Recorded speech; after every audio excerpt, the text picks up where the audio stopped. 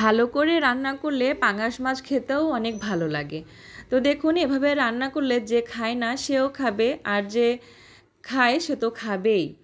হ্যাঁ, একদম চেটেপুটে খাবে। তো দেখুন মাছগুলোকে আমি আগেই হলুদ গুঁড়া, মরিচ গুঁড়া আর লবণ মাখিয়ে রেখেছিলাম, আর এখন চুলায় ভাজতে দিয়েছি।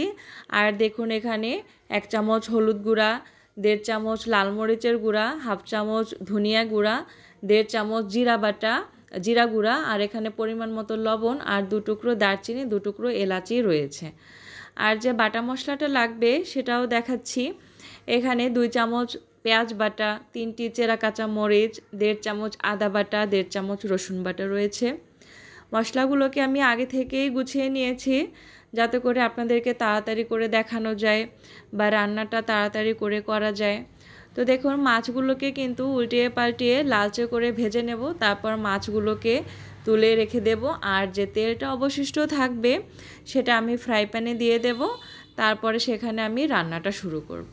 তো দেখুন মাছগুলোকে তুলে নিয়েছি, তেলটা ফ্রাই প্যানে দিয়েছি, আর এখন পেঁয়াজ কুচি দিয়ে দিচ্ছি। এই পেঁয়াজটাকে ভালো করে ভেজে এর যে কাঁচা গন্ধ সেটা দূর করে নিতে হবে। তারপর এখানে যে বাটা মশলাগুলো ছিল সেগুলোও দিয়ে দেব। তো ভালো করে এগুলোকে ভেজে আদা রসুন বাটার যে কাঁচা গন্ধ সেটা যাতে চলে যায় সেজন্য এগুলোকে ভালো করে ভেজে নিতে হবে।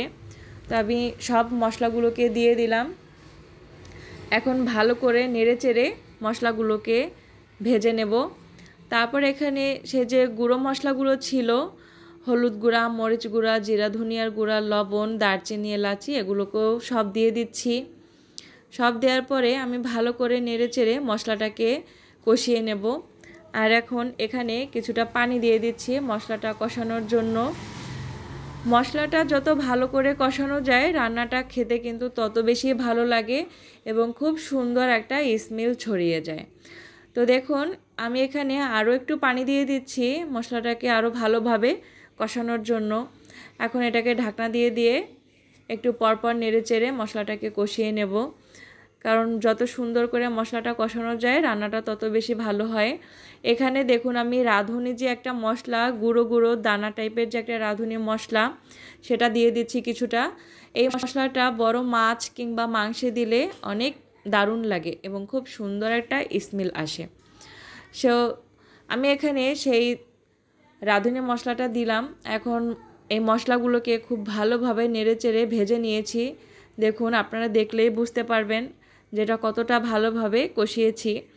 এখন এখানে আরও কিছুটা পানি দিয়ে দিচ্ছি মাছটা দিয়ে, এখানে মশলাগুলোর সাথে মাছটাকে কষিয়ে নেব সেজন্য। তো দেখুন এখন এখানে পানি দিলাম আর মাছগুলোকেও দিয়ে দিচ্ছি। তো এক এক করে সব মাছগুলো দেব আর মশলার সাথে মাছগুলোকে আমি ভালোভাবে কষিয়ে নেব। তো দেখুন সব মাছগুলো দেওয়ার পরে এটা কষিয়ে নিয়েছি। এখন আমি রান্নার জন্য পানি দিয়ে দেব। পানিটা আপনারা একটু বুঝেই দিবেন যতটা পানি লাগে। তো এখন মাছগুলোকে আমি বেশি নাড়াচাড়া করব না, কারণ বড় মাছ ভেঙে যেতে পারে, সেজন্য এই ফ্রাই প্যানের 2 সাইড ধরে হালকা নেড়েচেড়ে দিচ্ছি, এভাবে একটু ঝুলিয়ে নেড়েচেড়ে দিচ্ছি। আর এখন ঢাকনাটা দিয়ে এটাকে রান্না করতে হবে। ঢাকনাটা দিয়ে দিয়ে দেখুন এখানে আমি একটা তেজপাতা চিড়ে দিচ্ছি সুন্দর একটা ফ্লেভারের জন্য। এখন রান্নায় শেষ পর্যায়ে এসে আমি এখানে 3টি আস্ত কাঁচামরিচ দিয়ে দিচ্ছি, তাহলে কাঁচামরিচের ঝালটা বের হবে না আর খুব সুন্দর একটা কাঁচামরিচের ফ্লেভার চলে আসবে। তো দেখুন কিছুক্ষণ বাদে ফিরে এসেছি। দেখুন আমার রান্নাটা এখন শেষ, মাছটাকে আমি তুলে নেব। এই হচ্ছে আমার রান্নার শেষ পর্যায়ে। এখন এখানে আমি ভাজা জিরার গুঁড়া উপর থেকে ছিটিয়ে দেব যাতে খুব সুন্দর একটা জিরার ঘ্রাণ আসে, ভাজা জিরার যে একটা সুন্দর ঘ্রাণ সেটা যাতে আসে।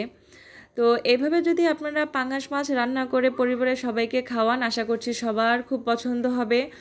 যে খায় না সেও খাবে, একেবারে চেটেপুটে খাবে এবং মনে মনে বলবে যে আবার বাজারে গেলে পাঙাশ মাছ একটা আনবো আর এভাবে রান্না করে খাবো।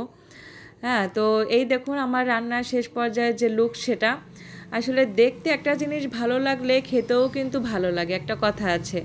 তো দেখুন এভাবে যদি আপনারা রান্নাটা করেন, আপনাদের যদি ভালো লেগে থাকে রান্নাটা, তাহলে অবশ্যই একটা লাইক দিয়ে দিবেন, কমেন্টসের মাধ্যমে আপনাদের মূল্যবান মতামতটা জানিয়ে দিবেন। আর অবশ্যই একটা সাবস্ক্রাইব করতে ভুলবেন না। যারা ফেসবুক থেকে দেখছেন অবশ্যই ফলো দিয়ে রাখবেন, ইউটিউব থেকে যারা দেখছেন অবশ্যই সাবস্ক্রাইব করে রাখবেন। আল্লাহ হাফেজ।